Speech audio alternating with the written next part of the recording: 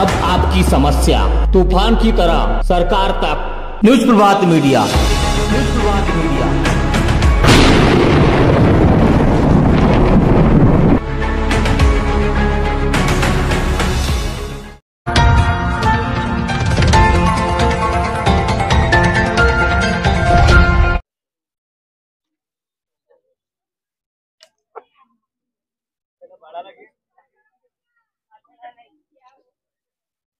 सगळ्यांना स्वतंत्र दिनाच्या हार्दिक शुभेच्छा देतो आणि सगळ्यांनी संघटित राहून देशाला अभिमान वाढवला पाहिजे।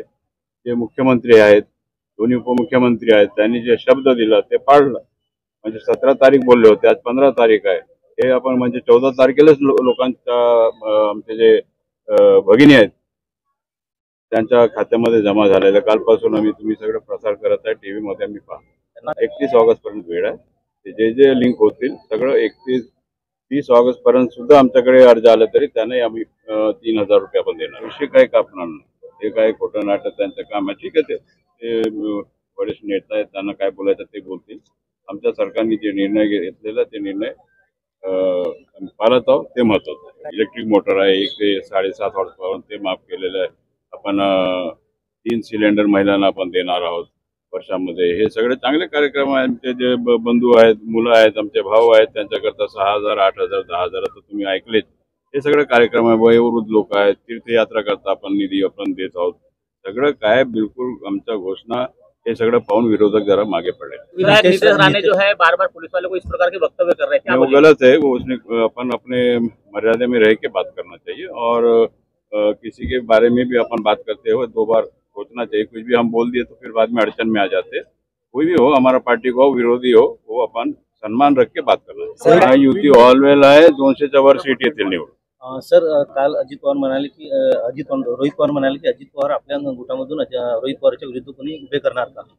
नाही करणार तर काय पूजा करणार मी करणार आहे। जो ते पॉलिटिक्स आहे ते त्यांनी आमचे वहिनीला पाडले तर आम्ही त्यांना पाळणार आहे, साहजिक आहे। ते बिल आपण कमी करू शकतो। ऐकून घ्या, ते बिल जे आहे ते बिल जास्त आलं असेल तर आपण ऍप्लिकेशन द्यायचं। आम्ही सगळ्यांना डायरेक्शन दिलेलं आहे, ते कमी करून देते। अन्य राज्यातून जास्त बिल आहे, अन्य राज्यात ते वेगळं आहे। आपल्या राज्यामध्ये जास्त आहे त्याचं, अन्य राज्यामध्ये थोडं कमी आहे। आपल्या जिल्ह्यामध्ये 2,88,000 लोकांचं नोंदणीकरण झालेलं आहे आणि कालपासून या सर्व जिल्ह्यामध्ये जे भगिनी आहेत त्यांच्या अकाउंटमध्ये पैसे यायला सुरुवात झालेल्या आहेत राज्य शासनाकडून।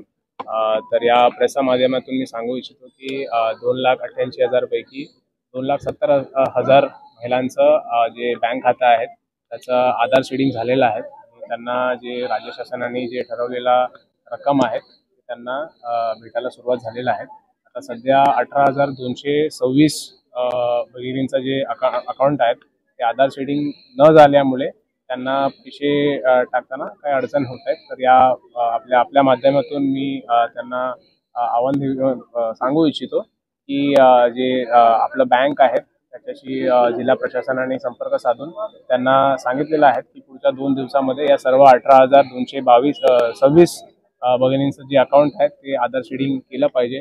याच्यासाठी सर्व बँकेनं याच्या सूचना दिलेल्या आहेत आणि बँकेचे जे प्रतिनिधी आहेत आपापल्या तालुक्यामध्ये जे आपला खाता जे बँकेसोबत आहेत तिकडचा प्रतिनिधी आपल्याला कॉल करणार आणि विनंती असणार आहे की जर आपण बँकेच्या ब्रँचमधून जाऊन जर हे सीडिंग केलं तर राज्य शासनाचं जे मुख्यमंत्री माझी लाडकी बहीण योजनाचं जे रक्कम आहेत जुलै आणि ऑगस्ट रक्कम ते आपल्या अकाउंटमध्ये नियमित 31 ऑगस्टच्या अगोदर येऊन जाईल।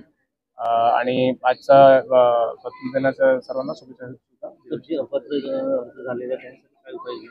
अपात्र याच्यामध्ये फक्त 3000 आहेत सध्या। त्यांचा सुद्धा जे काही डॉक्युमेंट्स अपुरे असेल किंवा काही दाखला अपुरे असेल त्याच्यासाठी जिल्हा प्रशासनाचे सर्व जे विभाग आहेत त्याच्यामध्ये त्यांना सुद्धा सांगण्यात आलेलं आहे की व्यवस्थित त्यांना जितकं सहकार्य असेल ते करण्यात यावं।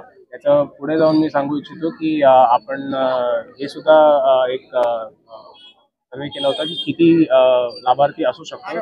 तर आमच्या माहितीप्रमाणे अजून 14,000 महिला आहेत जे या योजनेचा लाभ घेऊ शकतो आणि त्यांचा आतापर्यंत पूर्ण जे नोंदणीकरण आहेत ते आम्ही प्रयत्न केलेला आहे, तरी आम्ही कुठेतरी सुटलो. तर त्याच्यामध्ये त्यांना सुद्धा विनंती असताना की जर तुम्ही जवळच्या ग्रामपंचायत असो किंवा शासनाचं कार्यालय असो तिथे जर आलं तर तुमचं सुद्धा नोंदणीकरण करून तुम्हाला या लाभ देण्याचा प्रयत्न आम्ही करू.